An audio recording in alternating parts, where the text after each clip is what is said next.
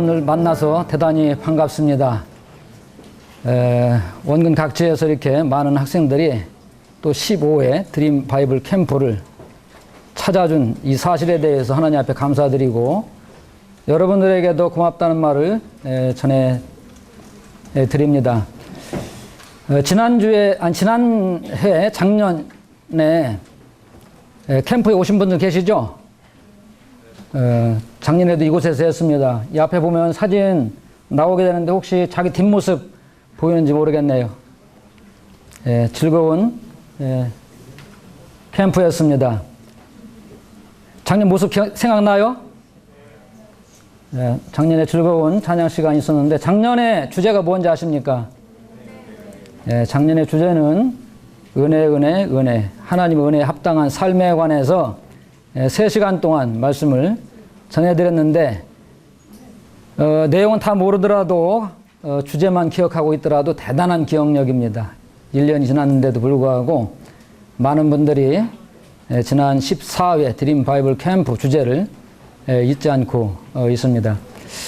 올해는 15회 DBC 캠프입니다. 올해 주제는 뭐죠? 올해 주제는 청소년의 문제와 대책이라고 하는 아주 어마어마한 주제를 가지고 여러분들과 3박 4일 동안 말씀 교제를 나누게 됐는데 저는 오늘 첫 시간 1시간만 여러분들에게 말씀을 드리고 다음 3시간은 다른 분들이 말씀을 전해 주실 것입니다. 이번 4시간은 청소년의 문제와 대책 어마어마한 주제인데 소주제로 성경적인 가정생활 또 교회생활, 학교생활, 또 사회생활 이렇게 소주제로 나눠서 4분이 말씀을 전하기로 되어 있습니다. 첫째 시간에는 제가 맡은 주제가 성경적인 가정생활인데 성경적인 가정생활 이 말씀을 여러분들에게 전하겠습니다만 무엇보다도 이 큰 주제에 대해서 우리가 한번 생각해 보면 좋겠다라고는 마음이 들어서 청소년의 문제 그리고 이에 대한 대책이 무엇인가 먼저 말씀을 드리고 뒷부분에 가서 조금만 가정생활에 대해서 말씀을 드리도록 하겠습니다. 청소년기의 특징은 무엇인가? 청소년기 특징이 무엇입니까? 여러분들 지금 청소년기죠? 청소년기 특징 보면은 청소년 전문가들이 정리해놓은 몇 가지 글들을 제가 발췌해서 여러분들에게 보여드릴 것입니다. 신체적인 발달과 더불어 정신이 발달하는 시기가 바로 청소년의 시기라고 합니다. 그래서 여러분들이 이제 신체적으로 급성장하는 시기에 다다랐잖아요. 성장하는 속도가 느리다가 아마 중학교 2, 3학년 때 급속도로 성장을 하는 것 같습니다. 1년이면 12cm, 한 달에 1cm 정도 성장을 한다고 보면은 아주 무럭무럭 자라죠.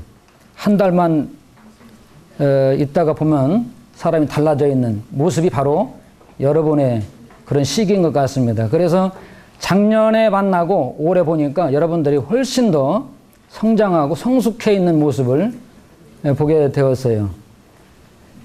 그리고 발달 과정에서 심리적인 불안과 현실에 대한 부정으로 많은 문제를 발생하는 시기라고 그럽니다. 급속도로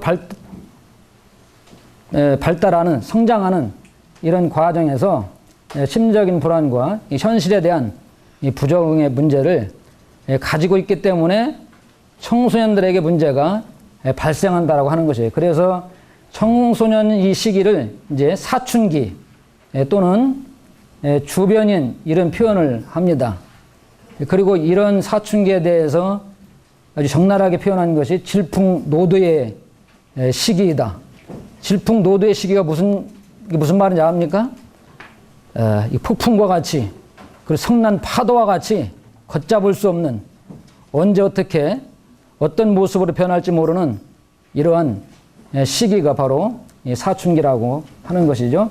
그리고 심리적 유익이라고도 한다고 합니다. 여러분들은 이와 같은 시기를 지금 겪고 있는 것이죠. 그런데 청소년들에게 문제가 많다고 그러는데 사실 알고 보면은 청소년 시기를 겪지 않은 사람은 아무도 없습니다. 여러분의 부모들이 청소년 시기를 겪었고, 그리고 여러분들의 할아버지들이 청소년 시기를 겪었고, 여러분들의 선생님들이 바로 여러분들과 같은 이런 질풍노도의 시기를 다 거쳐 지내온 사람들입니다. 그래서 어떤 면에서는 모두가 다 겪는 이런 문제이기 때문에 청소년의 문제가 특별한 문제가 아니고 어떤 면에서는 뭐 보편적인 문제이고 또 있을 수밖에 없는 그런 당연한 그런 문제라고도 하는 것이죠. 그래서 이 당연한 문제를 당연하게 보지 않으면은 당연하게 보지 않는 것이 더 문제가 될 수가 있다라고 하는 것입니다. 여러분들의 부모들이나 또는 학교 선생님들은 여러분들에 대해서 문제 많은 시기, 문제 많은 아이들 자꾸 이런 얘기들 하니까 혹시 우리들만 문제가 있는가 이런 생각을 하는 경향이 있을 수가 있어요. 그런데 결코 그렇지 않다고 하는 것입니다. 어떤 분이 저한테 얘기하기를 고고학자가 그 유적지를 이렇게 뭐라 그럴까 탐색을 한다고 하나요? 하다가 동굴을 발견했다고 그럽니다. 그럼 동굴에 3,000년 된 동굴을 동굴을 발견했는데 거기서 벽화를 발견했대요. 그림이 있고 글씨가 써 있는데 이게 3,000년 된 동굴 벽화였다고 그래요. 그런데 그곳에 아주 흐릿하게 쓰여져 있는 글씨를 잘 분석을 해서 해석을 해보니까 뭐라고 써 있냐면 요즘 젊은 것들은 도무지 말을 안 듣는다. 이렇게 써 있더랍니다. 그러니까 3,000년 전의 조상들도 늘 말할 때 요즘 젊은 애들은 문제가 많아. 말을 안 들어. 이렇게 해왔다는 것이에요. 계속 이것이 인간의 안고 있는 근본적인 피할 수 없는 문제라고 하는 것입니다. 그래서 그러면 우리가 다 어른들도 겪고 조상들도 겪고 우리 모두가 다 겪는 이런 문제가 뭐 특별히 문제가 될 것이 있겠느냐 하지만 그렇지 않다고 하는 것이에요. 이런 청소년들의 행동이 개인은 물론 가정과 사회에 때때로 큰 문제를 야기시키고 있는 것이 사실이고 현실이기 때문에 그렇습니다. 그래서 청소년을 둔 부모들은 늘 마음에 염려를 가지고 있고 또 어려움을 가지고 있고 또 청소년들을 가르치는 선생님들도 항상 어떤 청소년의 문제에 봉착해 있다라고 하는 것입니다. 그럼 청소년들의 문제는 어떤 것들이 있는가? 우선은 가장 잘 드러나는 것이 뭐냐면 두드러진 것이 권위에 대한 불순종입니다. 부모님의 권위에 대해서 반항하고 학교에서는 학교 선생님에 대해서 반항하는 이 반항적인 기질이 이 청소년 시대에 그때에 나타난다고 하는 것입니다. 그래서 부모들은 자녀들하고 대화하기를 원해도 자녀들이 대화하지 않고 대화를 거부하고 그리고 이제는 서서히 뭐냐면 부모 곁을 떠나려고 하는 이런 독립된 행동을 취할 때가 바로 청소년의 시기입니다. 그러니까 어른들하고는 의식이 잘 맞지 않는 거예요. 어른들은 아직도 여러분들을 볼 때에 아주 어린아이와 같고 마치 물가에 놀고 있는 그런 어린아이와 같이 불안한 심정인데도 불구하고 여러분들의 입장에서는 신체적으로도 많이 성장을 했고 여러분들 아마 부모님보다 더 큰 사람들이 있을 것입니다. 그러죠? 그래서 나도 클 만큼 컸다 해서 부모로부터 독립하려고 하는 경향이 이때에 있는 것입니다. 그래서 어렸을 때는 고분고분하게 말을 잘 듣던 아이들도 이런 질풍노도의 시기인 청소년이 되게 되면은 때때로 부모에게 대들기도 하고 거역하기도 하고 부모와 대화도 단절하는 이런 경향을 보이고 있는 것입니다. 또 두 번째는 반사회적인 행동이라고 그러는데요. 인간은 사회적인 동물이라고 그러잖아요. 그래서 이 사람은 다른 사람과 더불어서 살아야 됩니다. 그러려면은 우리 서로가 상호 간에 신뢰가 있고 상호 또 협조하고 또 서로를 사랑하는, 서로를 존중하는 이런 모습들이 필연적으로 필요한 것인데, 이 청소년 시기에는 어떤 그런 이 반사회적인 그런 의식을 갖는다고 하는 거예요. 그래서 때때로는 마음이 맞는 친구들끼리 군중 심리에 의해서 어떤 폭력을 행사하고 또 절도도 하고 사회에 어떤 해악을 끼치는 이런 현상들이 나타나기도 한다라고 하는 것입니다. 또 청소년 시기에는 하여튼 어른들 흉내내는 것을 굉장히 좋아하잖아요. 빨리 어른이 되고 싶어서. 그래서 모방하는 것이 청소년들 시기에 문제가 될 수가 있다라고 하는 것입니다. 그래서 성장해서 해야 할 어른이 되어서 다 성숙한 다음에 해도 늦지 않은데, 어려서부터 어른 흉내내기 싶어 하는 것이죠. 그래서 남자아이들 같은 경우는 흡연을 한다든지, 또 여학생들 같은 경우에는 어떤 그 파마를 하고 싶다든지 화장을 하려고 한다든지, 이제 이런 모습들이 나타나게 되는 것이죠. 제가 여러분들을 이렇게 딱 돌아보니까 벌써 방학을 맞이했기 때문에 파마도 좀 한 것 같기도 하고 염색도 한 것 같기도 하고, 그리고 입술에 빨간 그런 뭐라고 하니 립스틱, 루즈도 바르고 뭔가 더 성숙된 모습으로 자신을 보이려고 하는 이런 우리 여학생들도 보게 됩니다. 우리 남학생들은 어떤지 모르겠어요. 여기에 온 학생들 가운데 담배 피는 학생들이 있습니까? 최근 인터넷 뉴스를 보니까 중학생들 흡연율이 상당히 높아졌다는 그런 정보가 있었습니다.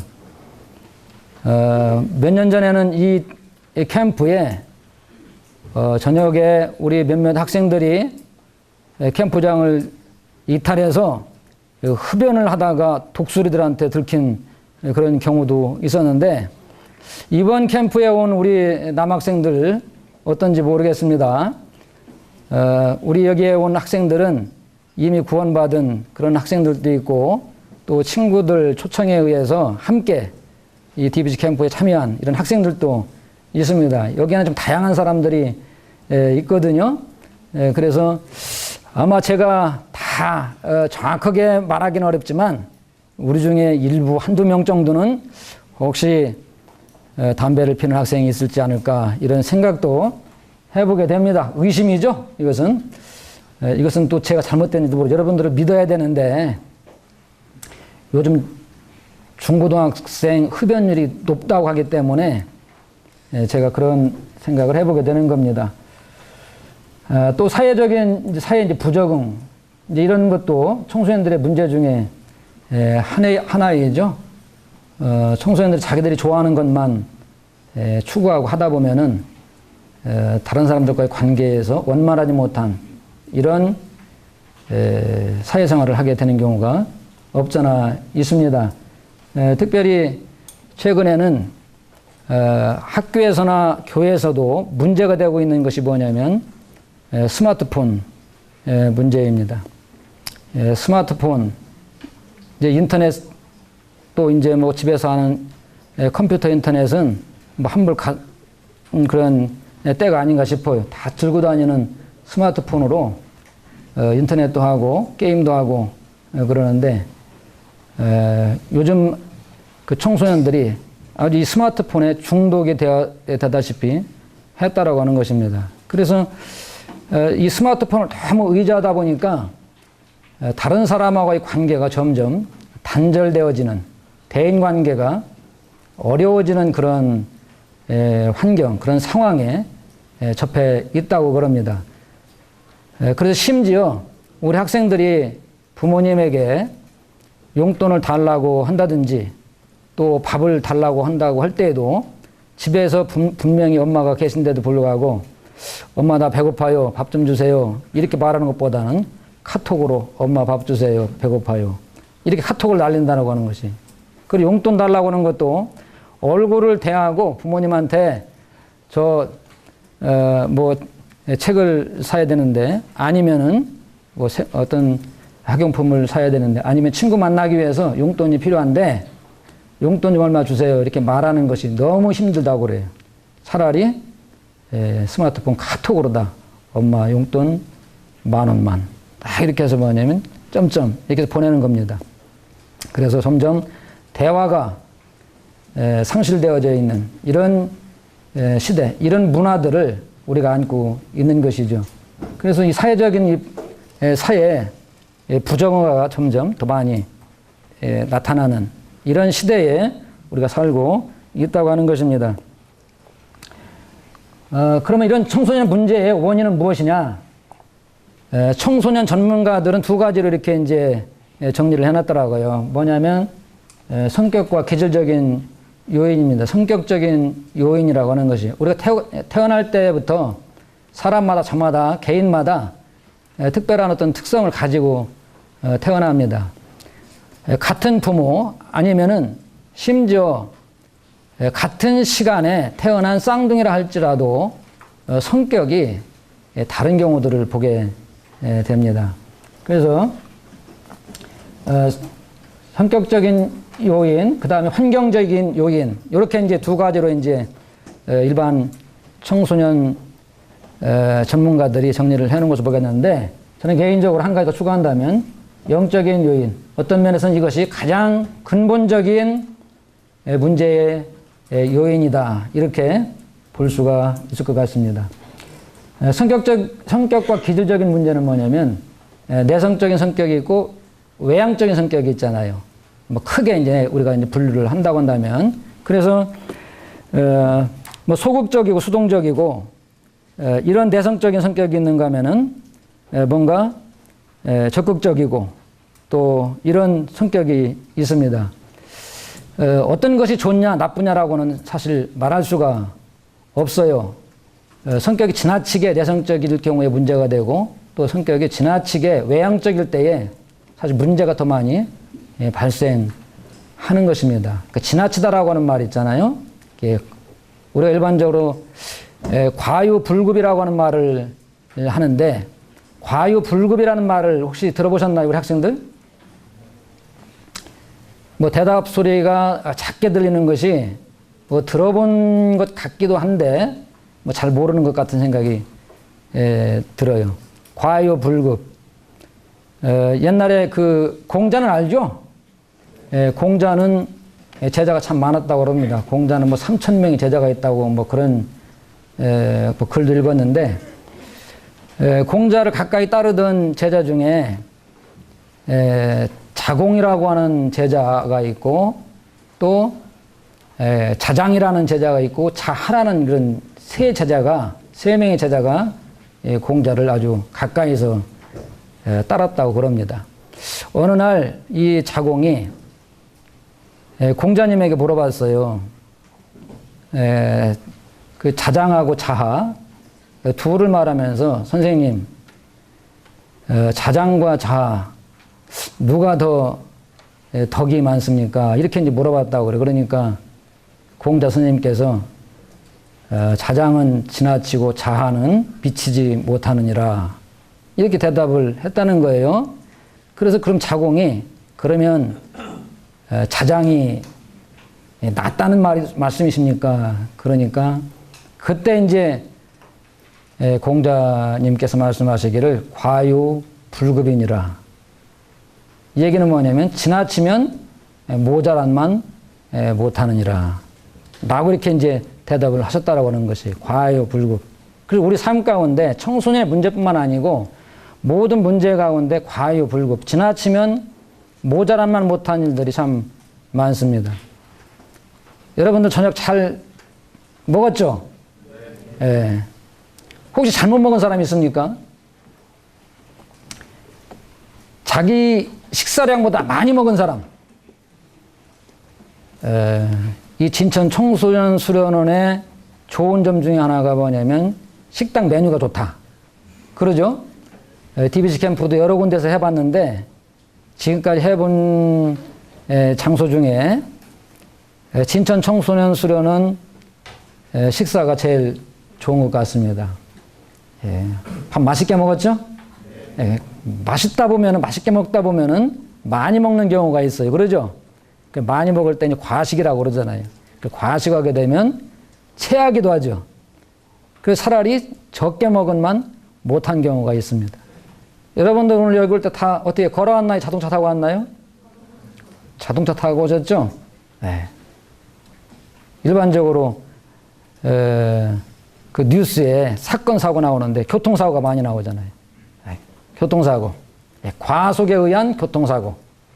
적당한 속도를 유지를 해야 되는데 빨리 가려고 속력을 냈다가 사고를 내서 차라리 느리게 간만 못한 경우들이 있습니다. 이런 경우, 이와 같이 뭐 내성적인 성격이 좋냐, 뭐 외향적인 성격이 좋냐, 여러분들 가운데 다 나는 내성적이야, 나는 외향적이야, 뭐 이런 자기 나름대로 크게 두 부류로 나눈다고 한다면 둘 중에 하나는 속할 겁니다.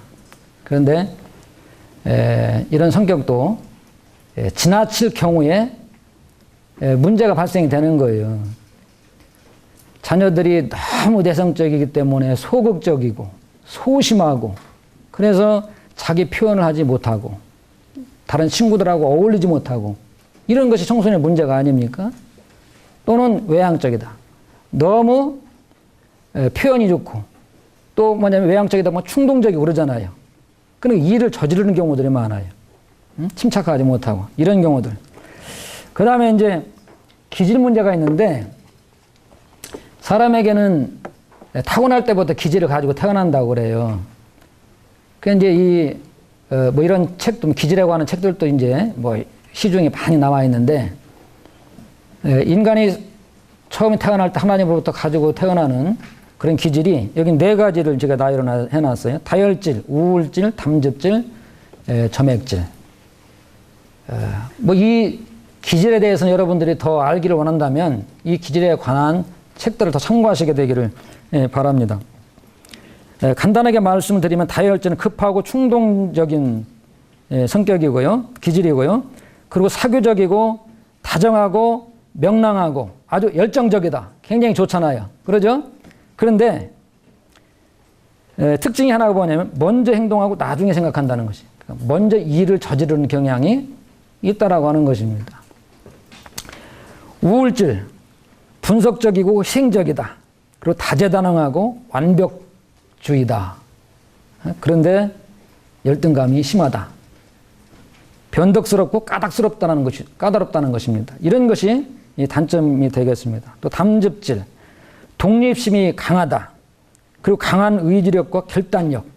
그래서 대부분의 리더들이 이 담즙질에 속한다고 그래요. 그런데 문제는 뭐냐면 이렇게 의지가 강하기 때문에 한마디로 자기 주장이 강하고 고집이 세다는 것이에요. 그래서 다른 사람들한테 교만하게 구는 것입니다. 다른 사람들을 무시하는 경향이 있고요. 점액질은 느긋하고 침착하다. 성격상 참 좋은 것 같아요. 그런데 이 점액질도 소심하고 이기적인 것이 있다라고 하는 것입니다. 그래서 우유부단하고 결단력이 약하다.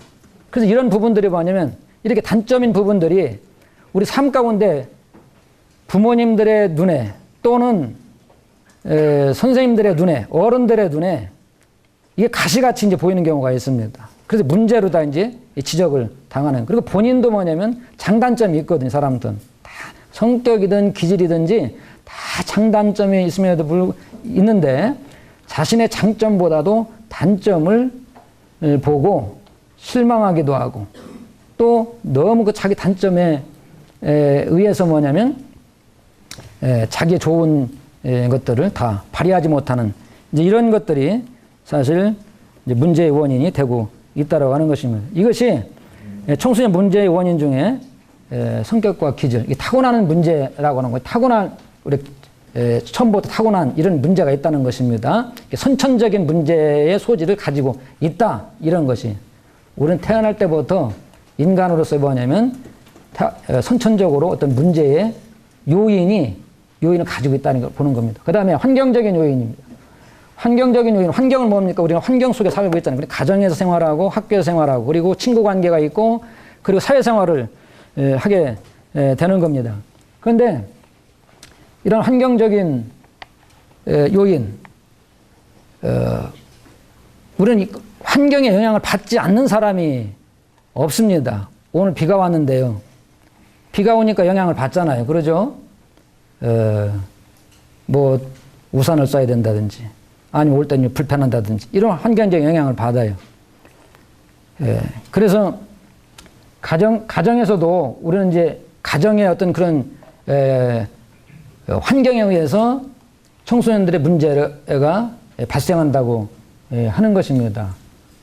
때때로 가정의 부모님들이 자녀들에게 지나친 관심을 갖는 경우도 있지만 무관심해서 방치하는 경우들도 있습니다. 그래서 전혀 교훈이나 책망을 받지 않고 자기 멋대로 성장하는 그런 환경에서 자란, 그래서 훈련되지 않은, 그래서 마치 길들이지 아니한 망아지처럼 이렇게 행동을 하게 되면은 가정에서는 그렇게 자랄지 몰라도 사회에 나오게 되면은 이런 사람들에 대해서 뭐냐면 용납하지 않는 것입니다. 이런 문제들이 있는 것이거든요.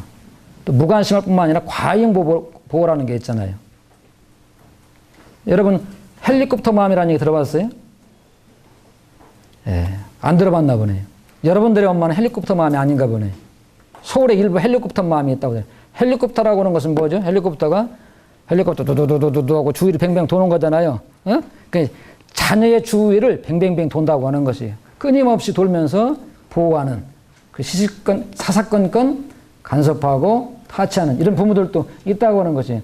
이러다 보면은 너무 온실 속에 화초처럼 자라다 보면은 의지가 약하게 되고 사회생활을 하는데 문제가 발생하기도 하는 것입니다. 또 대부분이 보면 학교에서 왕따 당하는 경우도 그런 경우들도 있잖아요. 의지가 약하면은 다른 사람들로부터 무시당하는 경우도 있습니다. 또 이제 교사의 무관심과 편애, 이것도 청소년들이 문제를 발생하는 원인 중에 하나라고 그럽니다. 또 하나 재밌는 것은 뭐냐면 질 낮은 강의라요. 이 중에 선생님들 계신데 질이 낮은 강의가 학생들에게 문제를 야기시킬 수 있다고 하는 것입니다. 어떤 면에서 이것이 학교 선생님의 책임도 있다라고 하는 것이. 그래서 이런 친구 문제도 그렇잖아요. 어떤 친구를 사귀느냐에 따라 가지고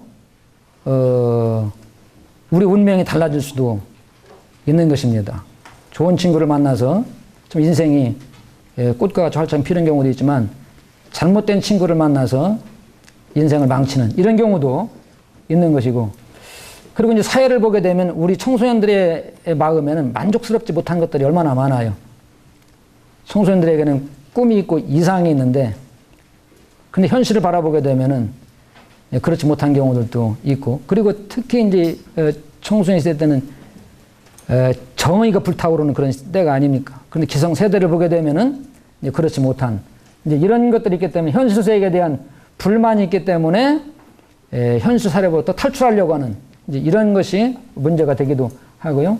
한편으로 뭐냐면 기성세대에 대한 호기심, 그래서 이제 모방을 하게 된다고 하는 것이죠.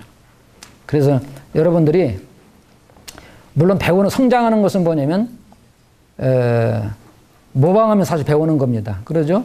부모의 어떤 그런 언행을 학교에서 선생님들의 어떤 말씀과 그리고 그분들의 어떤 삶을 보고 우리가 배우는 것이죠. 그런데 이 모방이라고 하는 거 아까 이제 청소년 문제 가운데서 지적했습니다만 우리가 앞서 지나치게 뭐냐면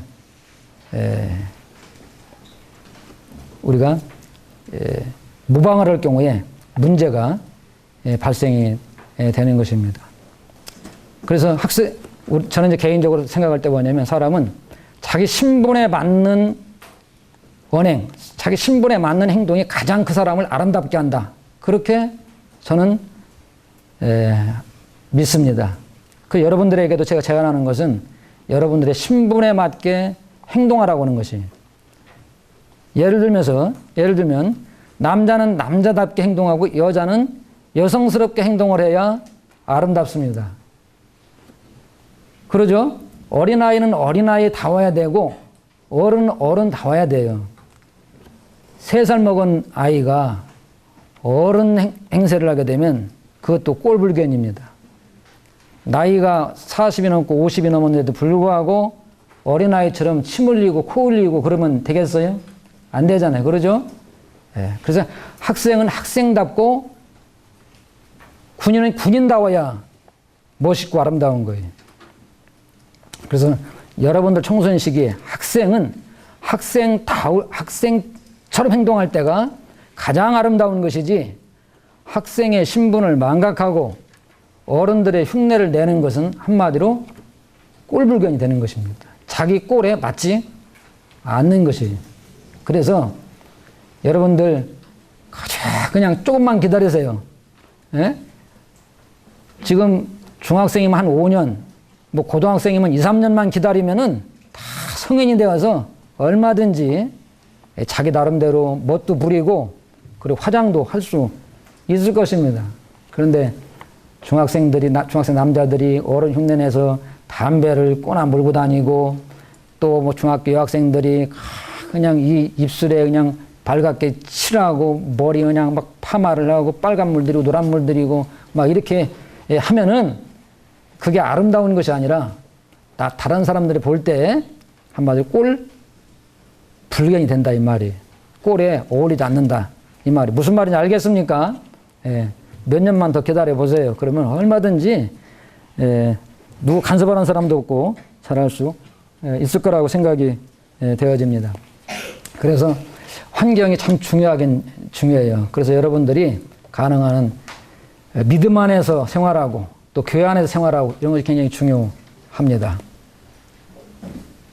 맹모 삼천지교라는 말이 있잖아요. 들어보셨죠? 그 얘기는 들어봤죠? 맹모 삼천지교? 그것도 들어본 사람이 없나 보네요. 근데 알면서도 지금 모른 척하고 있는 거죠. 예? 지금 여러분들이 나를 시험하는 겁니까? 예? 맹모 삼천지교는 맹자의 어머니가 3번 이사를 하면서 맹자를 교육을 시켰다라는 얘기예요. 예? 처음에 맹자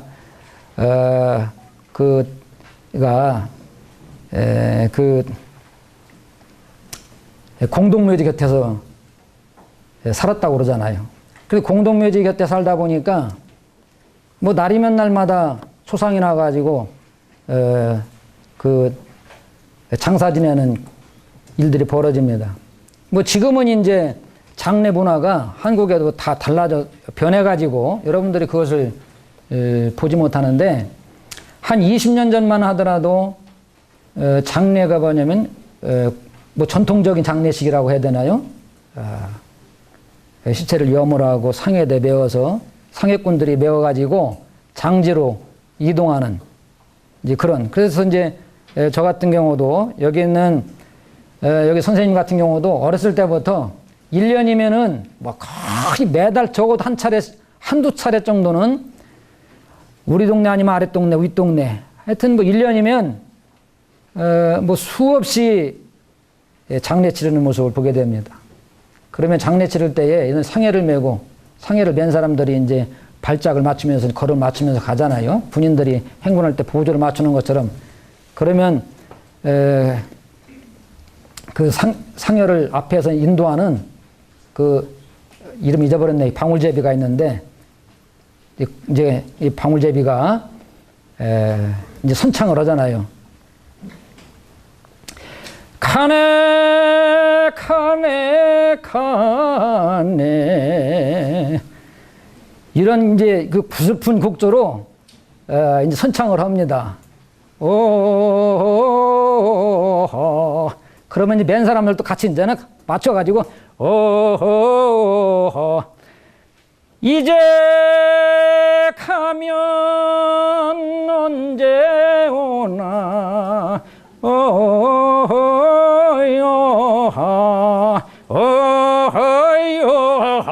이렇게 이제 하는 거예요.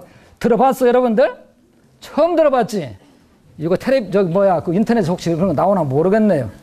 하여튼 이제 이 맹자가 날마다 이렇게 장례 치르는 흉내나 내고 그러니까 안 되겠다 싶어가지고 이제 맹자 어머니가 시장으로 이사를 했다고 그러잖아요. 시장으로 이사하니까 맹자가 날마다 장사꾼들 호객하는 행위, 장사하는 그런 흉내를 내더라는 것이에요.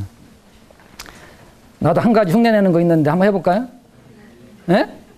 해볼까 말을까? 내가 여러 가지가 있는데 내가 한동안 써먹었던 것은 뭐냐면 지금은 이렇게 없어졌어요. 옛날에는 열차를 타고 다니면 열차 안에서 뭐냐면 홍익회 회원들이 뭐냐면 이렇게 물건을 갖고 다니는 파는 게 있어요. 소주나 맥주 콜라 사이다가 있어요. 심심풀이 땅콩이나 껌. 그거 들어봤어요 혹시? 들어본 사람 있네. 그 들어본 사람은 나이가 좀 먹은 사람인데 지금은 이제 그거 안 튼데. 예? 지금도 있어요 그거? 소주나 맥주 콜라 사이다가 있어요. 심심풀이 땅콩이나 껌. 이렇게 또 하나는 뭐냐면 지금도 이제 그런 장사들이 많이 없어졌어요. 예전에 내가 이제 집에 앉아서 책을 보고 있는데 밖에서 소리가 나더라고. 무슨 소리가 나냐면 옛날에는 장사꾼들이 많이 돌아다녔어요. 무슨 장사가 왔느냐면 갈치 장사가 왔어요. 갈치가 왔습니다. 갈치가 왔어요. 싱싱한 목포먹갈치가 왔습니다. 눈은 껍벅껍벅 꼬리는 살랑살랑 싱싱한 목포먹갈치가 한 상자에 10,000원씩. 한 상자에 10,000원씩 들어가세요. 갈치가 왔습니다. 갈치가 왔어요. 목포에서 올라온 싱싱한 먹갈치가 왔어요. 눈은 껌뻑껌뻑 꼬리는 살랑살랑 싱싱한 목포 먹갈치가 왔습니다. 한 상자에 10,000원씩 들어가세요. 내가 그래서 무슨 살아있는 갈치라고 떼나가 봤더니 어떤 아줌마 같이 나와가지고 살아있는 갈치 팔고 있는 거예요. 그러니까 산갈치는 무슨 산갈치, 소금에다 절인 갈치인데. 그런데 눈은 껌뻑거리고 어때요? 꼬리는 살랑거리죠. 장사꾼 다 하는 말이죠. 3대 거짓말쟁이가 있다고 그러잖아요. 그러죠? 네. 뭐 다 얘기 않겠습니다. 이렇게 이제 맹자도 맨날 이런 흉내내니까 그래서 안 되겠다 싶어가지고 맹자 어머니가 이제 글방 옆으로 옮겼다고 그러잖아요. 그러죠?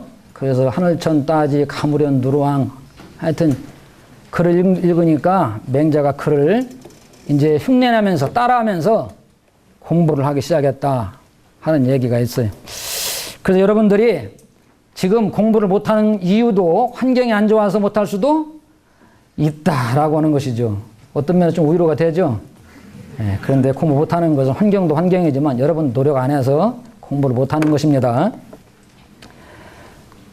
그 다음에 청소년 문제의 원인 중에 가장 중요한 요인이라고 생각이 되어집니다. 이것은 사회학자들, 청소년 학자들이 지적하지 않는 부분인데 이건 영적인 요인입니다.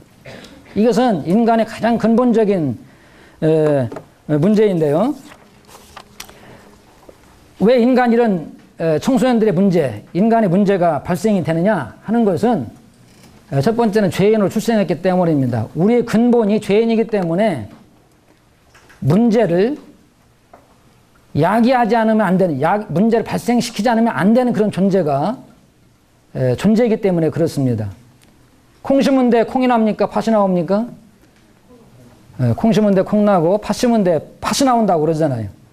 그러니까 인간 내면에 본성적으로 영적으로 깊은 곳에 뭐냐면 우리는 죄가 있는 것입니다. 그 다윗은 시편 51편 5절에서 내가 죄악중에 출생하였으며 모친 죄 중에 나를 잉태하였나이다. 그래서 자기 자신이 근본적으로 죄인인 것을 고백하고 있는 것입니다. 그래서 사과나무에 사과가 열리고 배나무에 배가 열리고 감나무에 감이 열리는 것처럼 죄의 성품을 가지고 있는 우리의 삶 가운데 죄라고 하는 것이 자동으로 나오게 되어 있는 것입니다. 여러분들 거짓말을 배워서 거짓말 한 사람 있습니까? 거짓말을 부모들이 가르치는 그런 경우는 없습니다.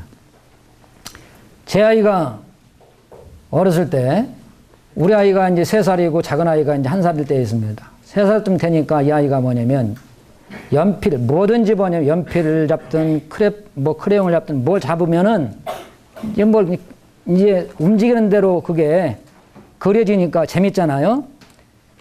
그래서 스케치북에다가 그림 그리는 연습도 시키고 이렇게 했는데 어느 날 보니까 벽에다가 막 그려놨어요. 막 낙서를 해놨습니다.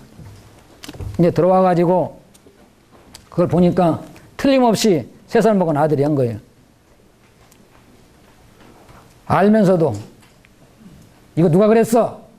그러니까 대본에 나오는 말이 아가가 이러는 겁니다. 예? 이게 이제 말문이 터졌는데 불구하고 거짓말을 하는 거예요. 예? 이게 이제 본성적으로 거짓말을 하는 것입니다. 그러니까 본성적으로 우리는 근본적으로 문제를 가지고 있는 사람들이라는 것입니다. 청소년들만의 문제가 사실은 아니라고 하는 것이죠. 그리고 로마서 1장 28절에 보게 되면은 갖은 21가지 어떤 그런 죄악들에 대해서 나오는데 문제예요. 인간이 가지고 있는 문제들이 나옵니다. 21가지에. 그런데 이 근본 원인은 뭐냐면 마음에 하나님 두기를 싫어하기 때문에 그렇다는 것입니다. 우리 마음에 하나님을 주인으로 모시지 않기 때문에 자기 마음대로 살아가기 때문에 이런 죄와 불순종의 문제들이 그리고 부모나 선생님이나 어른들이 볼 때에 청소년들에서 나타나는 이런 문제들이 야기되고 있다라고 하는 것입니다. 또 디모데전서 6장에 보면 3절로 보면 하나님 말씀이 창념치 않기 때문에 이런 문제들이 발생하고 있다라고 하는 것입니다.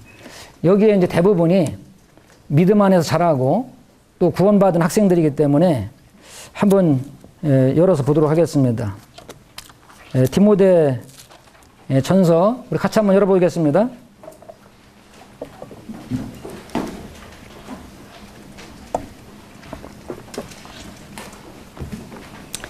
디모데전 6장 3절로 5절까지만 읽도록 하겠습니다.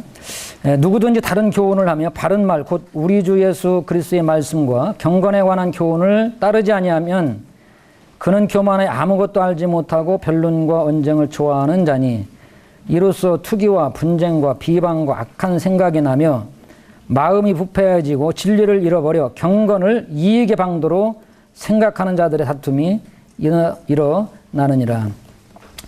여기에 말씀과 경건에 관한 교훈을 따르지 아니하면은 바로 이와 같이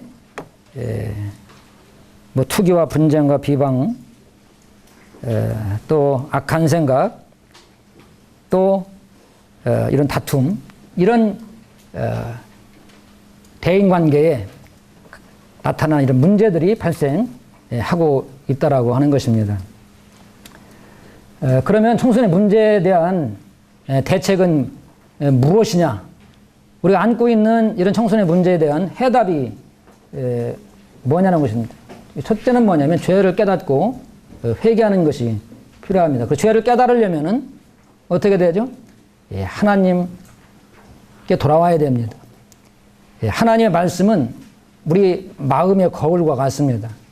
사람이 자기 자신의 모습을 거울을 비춰보지 아니하면은 알 수가 없어요.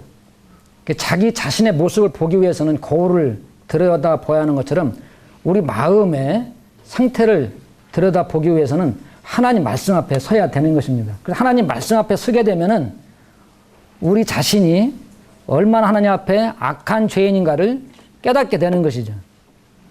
그 죄를 깨닫게 될 때에 회개가 나타나게 되는 것입니다. 그래서 누가복음 3장에 보게 되면 세례요한이 하나님 말씀을 선포하고 회개하라고 외칠 때에 많은 무리들이 그리고 세리들이 그리고 군인들이 나와서 우리가 그러면 무엇을 하리까 하면서 회개하는 모습들이 나오게 됩니다. 또 누가복음 19장 1절로 10절에 나오는 말씀 보게 되면 삭개오 알죠? 여리고의 삭개오. 삭개오가 세리였습니다. 유대인들로부터 비난받는 사람이었는데 그는 아마 남의 물건을 토색하기도 하고 그리고 정한 세금 외에 더 많은 세금을 걷어들였는지도 모르겠습니다. 누가복음 3장에서도 보면 세리들이 우리는 어떻게 해야 되겠습니까? 그럴 때 세리관이 정한 세 외에 늑증하지 말라, 더 징수하지 말아라 이런 말씀을 하고 있는 것을 보게 돼요. 당시에 세리들이 뭐냐면 정한 어떤 세금 외에도 뭐냐면 자기들의 이익으로 해서 세금을 과다하게 이렇게 매겨가지고 요구한 이런 것들도 보게 되는데 이 삭개오가 예수님 만날 때에 회개하고 자기가 남의 것을 취한 것이 있고 빼앗은 것이 있다면 뭐 배로 가는 자들에게 자기 재산의 절반을 나눠주고 또 4배나 갚겠다라고 이런 회개가 나오고 있는 것을 보게 됩니다. 그 예수님을 믿음으로 거듭나야 근본적으로 문제가 사실 해결되는 것입니다. 예? 그 다음에 하나님 말씀으로 자라가야 합니다. 우리가 예수님만 믿었다고 그래가지고 우리가 죄로부터 완전히 죄의 근본으로부터 뭐냐면 죄 어떤 그런 부터 우리가 자유를 입는 것은 아닙니다. 어떤 우리가 예수님을 믿음으로 인해서 죄로부터 해방되는 것은 뭐냐면 죄의 심판으로부터 구원을 받고 죄의 어떤 그런 이 결과로부터 우리 자유를 얻는 것입니다. 그러나 우리 실생활 가운데 죄가 있잖아요. 그래서 우리는 죄의 세력으로부터도 구원을 받아야 돼. 이것을 생활구원이라고 하는 것입니다. 사실은 이제 근본적으로 우리가 주님 앞에 가게 되면 죄의 존재로부터 아예 죄의 존재 자체로부터 해방받을 때가 있습니다. 그러나 이 땅에 살아가는 동안에는 우리 계속 하나님 말씀으로 우리를 무장하지 아니하면은 우리는 죄에 의해서 우리는 넘어질 수밖에 없다라고 하는 것이에요. 그래서 청소년 문제를 해결하기 위해서는 가장 근본적으로 뭐냐면 우리 모두가 다 구원받아야 됩니다. 그래서 이 중에 구두다로 참석한 학생들이 다수가 있는 것으로 알고 있어요. 친구들에 의해서 또 부모들이 보내서 그리고 어렸을 때부터 자랐지만 아직도 구원에 대한 확신을 갖고 있지 못한 이런 학생들이 있습니다. 아마 저를 비롯해서 그리고 누구든지 모든 사람들이 다 원하는 것은 뭐냐면 본인이 착한 사람 되고 싶은 사람, 되고 싶지 않은 사람은 아무도 없을 거예요. 그러죠? 여러분 모두가 다 착한 사람 되고 싶고 옳은 사람 되고 싶고 그러죠? 하나님 앞에 사랑받는 사람 되고 싶고 그래서 근본적으로 뭐냐면 구원받아야 하는 것입니다. 그래서 우리 가운데 참석한 학생들 나도 효자가 되고 싶고 우등생이 되고 싶고 뭔가 칭찬받는 사람이 되고 싶은데 나는 잘 안 된다. 마음은 원이로 돼 안 된다 이 말이에요. 이런 사람들은 구원받아야 됩니다. 그래서 이번에 마음으로 아주 작정하기를 바랍니다. 이번 DBC 캠프에 와서 내가 이번에는 반드시 구원받고 돌아가리라. 이런 결단이 필요한 거예요. 계속 지금 DBC 캠프에 중학교 1학년 때부터 시작해가지고 지금 고등학교 막 지금 2학년까지 지금 몇 년 동안 참석하는데도 불구하고 구원의 확신을 갖고 있지 못한 학생들이 있어요. 그리고 주일학교 때부터 캠프를 계속 다니면서 갈 때마다 구원받았다고 하는데 상담하고 구원받았다고 하는데 변화되지 않는 사람들이 있습니다. 입으로만. 응? 마음에 하나님 두기를 싫어하기 때문에 그런 것이에요. 마음으로 내가 이번에는 반드시 구원받고 이번에는 반드시 예수님을 마음의 주님으로 모시고 가야 되겠다. 이런 작정을 해야 됩니다. 그래야 말씀을 들을 때에 말씀이 들어오고 깨달아지고 믿어지게 되는 거예요. 고린도후서 3장 디모데후서 3장 14절에 있는 말씀 같이 한번 읽도록 하겠습니다. 여기 제가 이제 PPT를 띄워놨습니다만 여러분들 성경을 가지고 한번 찾아 읽도록 하겠습니다. 14절부터 읽겠습니다. 그러나 너는 배우고 확신한 일에 거하라. 너는 네가 누구에게서 배운 것을 알며 또 어려서부터 성경을 알았나니 성경은 능히 너로 하여금 그리스도 예수 안에 있는 믿음으로 말미암아 구원에 이르는 지혜가 있게 하느니라.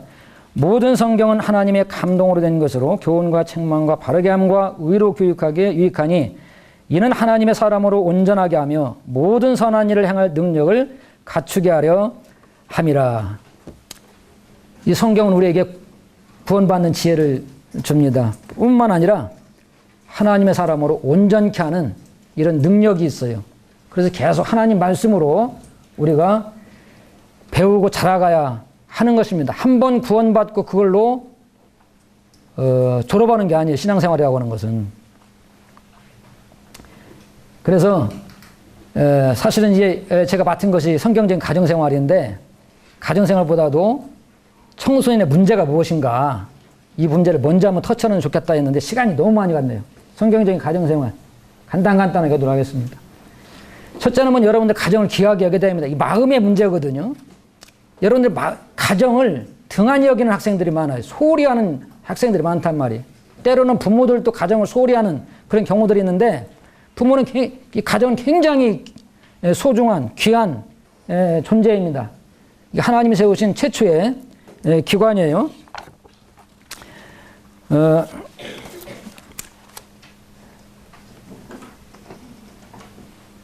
그래서 가정을 때때로는 뭐냐면 베이스 캠프와 같다. 산악인들이 정상을 정복하기 전에 베이스 캠프를 설치하잖아요. 거기서 만만의 준비를 하고 정상에 도전하는 것입니다. 그래서 가정에서 여러분들이 준비되지 않으면 사회에서 나와 성공할 수가 없어요. 그리고 가정은 항구와 같다. 항구는 폭풍이 있는 바다에서 배들이 피난처가 되잖아요. 이 사회는 그냥 만만한 것이 아니거든. 호락호락한 것이 아니에요. 사회에 나가면 거친 파도 바다와 같습니다. 세상을 살아가는 데 수많은 시련이 있어요. 그런 많은 풍파 시련을 위로받고 치료받고 그리고 재충전할 수 있는 곳은 가정인 것입니다. 그래서 이 가정이 그와 같이 소중한 것. 또한 가정은 교육의 산실이다. 처음 가정이 태어나서부터 가정에서부터 교육이 시작이 되어지잖아요. 그래서 가정교육이 굉장히 중요합니다. 사실은 학교도 없을 때 어떤 주일학교도 없을 때 다 가정에서 교육이 시작되었던 것이거든요. 사회가 이제 다양화되고 또 복잡해지고 이러다 보니까 전문화되고 그러니까 학생들 가르치는 기관이 생기고 또 신앙교육을 시키는 주일학교 기관이 생기고 한 것이지. 그래서 가정에 여러분들이 가정에서부터 배워야 되는 것입니다. 가정이 건강하고 평안해야 사실 여러분 개인이 행복할 수가 있습니다. 그래서 가와만사성이라는 말이 있잖아요. 가정이 불안정하면은 여러분들 삶이 불안정할 수밖에 없고 여러분이 행복감을 느낄 수가 없습니다. 그래서 여러분들도 이 가정의 한 구성 요원이잖아요. 그래서 가정이 평안하도록 여러분들이 힘써야 되죠. 그 다음 에베소 6장 1절로 3절에 있는 말씀을 같이 한번 읽어보도록 하겠습니다. 여기 PPT 자리 보고 한번 읽겠습니다. 같이 시작. 자녀들아 주 안에서 너희 부모에게 순종하라. 이것이 옳으니라. 내 어머니와 아버지와 어머니를 공경하라. 이것은 약속 있는 첫 계명이니 이로써 내가 잘되고 땅에서 장수하리라. 부모님의 권위에 순종해야 된다고 하는 것입니다. 부모님은 하나님이 세우신 분이에요. 여러분들은 부모님을 통해 세상에 태어난 사람들입니다. 부모가 없이 여러분들이 존재할 수가 없는 것이에요. 그래서 하나님은 여러분들이 부모님의 권위에 순종하기를 원하십니다. 그러면 우리가 왜 순종해야 되느냐? 이것이 옳기 때문에 그렇습니다. 주 안에서 순종하라. 이것이 옳으니라. 옳다라고 하는 것입니다. 이것이 기본이라고 하는 것이에요. 그래서 세상에서도 효는 백행의 근본이다 이런 말을 하고 있잖아요. 모든 삶의 기본이 되기 때문에 그런 것입니다. 부모에게 효도하지 않는 사람 첫 단추부터 잘못 깬 것입니다. 첫 단추가 잘못되면 모든 것이 다 망치게 되는 것이잖아요. 부모를 거역하고 세상에 잘된 사람은 없습니다. 그리고 성경적이기 때문에 그렇다는 것이 이것이 하나님의 뜻입니다. 그래서 이스라엘 백성들에게 율법을 주실 때에도 하나님에 대한 계명, 인간에 대한 계명, 하나님에 대한 계명 4가지, 사람에 대한 계명 6가지. 그런데 첫 번째로 주신 것이 뭐냐면 내 부모를 공경하라고 하는 것입니다. 이것이 하나님의 뜻이에요. 그래서 하나님의 권위에 순종하는 것은 곧 하나님께 순종하는 것과 같습니다. 그 다음에 이게 잘 된다는 것이 내 아버지와 어머니를 공경하라. 그럼 내가 잘 될 것이라는 것입니다. 왜 잘 되느냐? 부모는 여러분들보다 인생을 먼저 산 사람들입니다. 경험이 풍부한 사람들이거든요. 그것이 어떤 것이 옳은 것인지, 어떤 것이 그른 것인지, 좋은 것이 나쁜 것인지 부모가 잘 알아요. 그래서 심지어 도둑도 자기 아들에게는 도둑질하지 말라고 하는 것이에요. 욕쟁이 아주머니도 자기 자식에게는 욕하지 말라고 하는 것이거든요. 그러니까 부모들이 먼저 경험을 해서 옳고 그런 것, 안전하고 안전하지 못한 것, 이런 것을 알기 때문에 여러분들에게 교훈하고 말하는 것이에요. 그래서 이게 때때로 뭐냐면 간섭으로 비춰지게 되는 것입니다. 야야, 차 조심해라. 물가 가까이 하지 말라. 뭐 그러잖아요. 그래서 이 부모의 말을 잘 들으면은 여러분들이 잘 될 것입니다. 아시겠습니까? 네. 또 하나 약속은 뭐냐면 장수하기 때문에 그렇습니다. 하여튼 오래 살고 싶으면은 부모님한테 잘하시기 바랍니다. 아시겠어요? 네. 네. 부모님을 공경하라는 것입니다. 아버지, 어머니를 공경하라고 하는 것이에요. 자, 공경한다고 하는 것이 무엇일까요? 어떻게 공경해야 되나요? 부모님의 권위에 순종하는 것이 바로 공경하는 것입니다. 예? 부모님의 은혜에 감사하는 것이에요. 여러분들 부모님께 감사합니까? 예? 불평, 불만, 청소년의 문제 중에 큰 문제가 부모의 권위에 불순종하고 불평, 불만이 많다는 것이에요. 그런데 부모님의 은혜에 감사라고 하는 것이 여러분들 세상에 태어난 것만도 감사한 것입니다. 부모님 없으면 여러분들이 세상에 존재할 수가 없는 것이. 그리고 여러분들은 어떤 집안에 태어났든지 여러분들은 참으로 뭐냐면 하나님의 걸작입니다. 그리고 여러분들은 참으로 뭐냐면 존귀한 사람들입니다. 여러분들이 지금 뭐 학교 입시하고 뭐 취업하고 할 때 막 떨어지고 뭐 등수 떨어지고 그러니까 나는 보잘것없다 생각할지 모르지만 여러분들이 일단 세상에 태어났다고 하는 그 사실 자체만으로도 여러분들은 아주 대단한 사람들입니다. 왜 그러냐면 학생은 성교육 받았는지 모르겠어요. 동물의 세계에서 암컷과 수컷이 교미하잖아요. 부모님이 성관계를 통해서 여러분들이 태어나는데 한 번 성관계 할 때에 남자로부터 나가는 그 씨 정자가 뭐냐면 보통 2억에서 3억 마리의 정충이라고 거기도 하잖아요. 그 정자가 나간다고 그러잖아요. 그래서 제일 먼저 달려서 꼴이 나는 이 정자가 난자가 만나서 생명체가 탄생이 되는 거지. 그럼 여러분들 태어날 때부터 몇 억대 1을 뚫고 태어났습니까? 3억대 1의 경쟁률을 뚫고 세상에 태어난 거예요. 그런데 세상에 태어난 거 보면은 한 번만이 아니고 어떤 분은 10년 만에 태어난 사람도 있어요. 그럼 여러분들은 어마어마한 경쟁력의 행자를 제끼고 세상에 태어난 그런 아주 위대한 존재들인 것입니다. 하나님께 부모님께 감사하라. 그 다음에 부모님을 존경한다. 여러분 부모님 존경하십니까? 자기 부모를 아주 그냥 헌신장만 또 못하게 취급하는 그런 아주 불안당 같은 사람들이 있습니다. 이 가운데는 없는 줄 믿습니다만 부모를 존경해야 돼요. 자기 부모를 존경하지 않는 사람이 뭐 누구를 존경하겠습니까? 응? 부모님만큼 여러분들을 사랑하고 여러분들 아끼는 사람이 세상에 어디 있겠습니까? 다른 사람들은 다 무시한다 할지 몰라도 여러분들은 나는 내 부모를 존경해야 됩니다. 그래서 내 부모에게 순종하라 하겠습니다. 내 아비와 어머니를 공경하라 말씀하고 있어요. 거기서 다른 조건이 없거든요. 잘난 부모, 똑똑한 부모, 돈 많은 부모, 이런 부모 토달지 않고 그냥 여러분들을 낳아준 부모를 순종하고 공경하라. 이렇게 말씀하고 있는 것입니다. 부모님을 사랑하는 것입니다. 여러분들 부모님 사랑한다는 고백 해봤어요? 오늘 저녁에 다 카톡 멋있게 장식을 해가지고 부모님께 엄마 사랑해요. 아빠 사랑해요. 날리시기 바랍니다. 여러분들이 만약 세월호에 타가지고 마지막 최후의 순간 살아갈 때 마지막 세상에 남긴다고 그러면 무슨 말을 남기겠습니까? 생각을 해보세요. 여러분들을 낳아주고 기르신 부모님만큼 세상에 고마운 분이 어디 있습니까? 여러분들이 건강하고 좋을 때 사랑 고백 하시기 바랍니다. 그 다음에 부모님을 봉양한다. 이것은 어른들이 이제 문제인데, 이게 할 말이 많아요. 부모님 봉양한다는 얘기에 대해서도. 반포지유라는 그런 말이 있는데, 여러분들 그 말은 한번 가서 찾아보시기 바랍니다. 세상에 동물들도, 짐승들도 자기 낳은 어미를 봉양하는데, 만물의 영장이라고 하는 사람이 자기 부모님을 외면하고 돌보지 않는다고 하는 것은 한마디로 반인륜적이라고 그러잖아요. 폐역 불안당이라고 그러잖아요. 그런 사람 되고 싶습니까? 그런 사람 돼서는 안 되는 거죠. 자, 가족을 사랑하고 서로 우애하시기 바랍니다. 부모님뿐만 아니고 동기간도 사랑해야 되잖아요. 그러죠? 서로 사랑할 때, 동기간 서로 우애할 때 부모님 얼마나 기뻐합니까?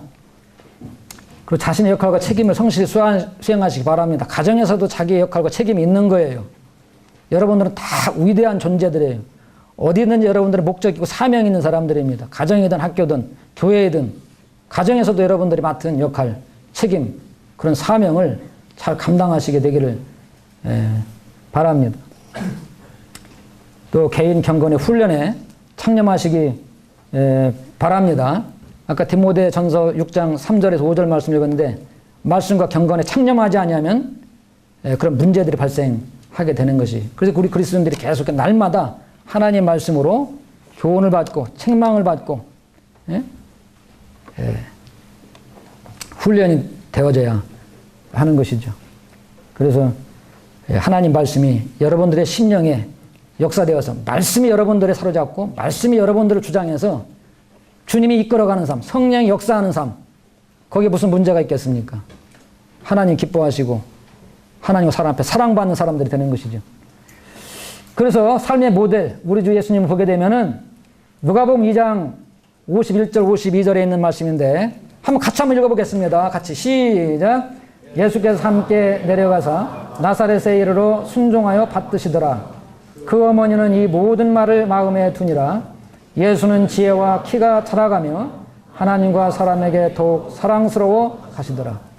예수님도 12살 먹었을 때의 사건을 기록해 놓은 말씀입니다.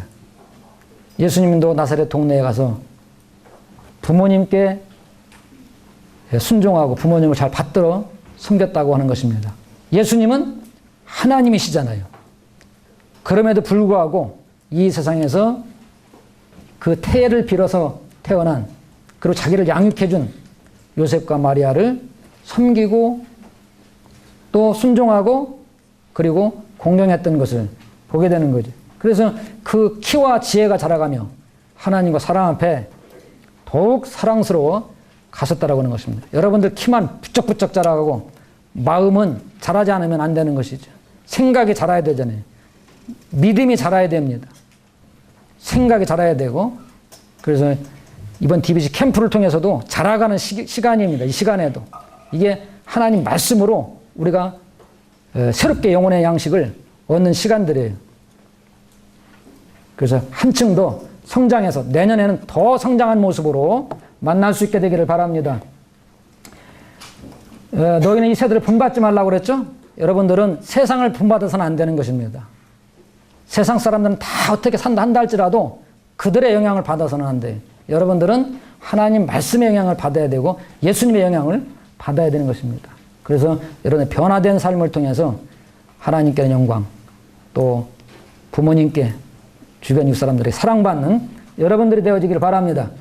하여튼 말씀 들어주셔서 감사하고요. 하여튼 마지막으로 여러분들 즐겁고 유익한 DBC 캠프 계속 되어지기를 바랍니다. 이상 말씀을 마치겠습니다.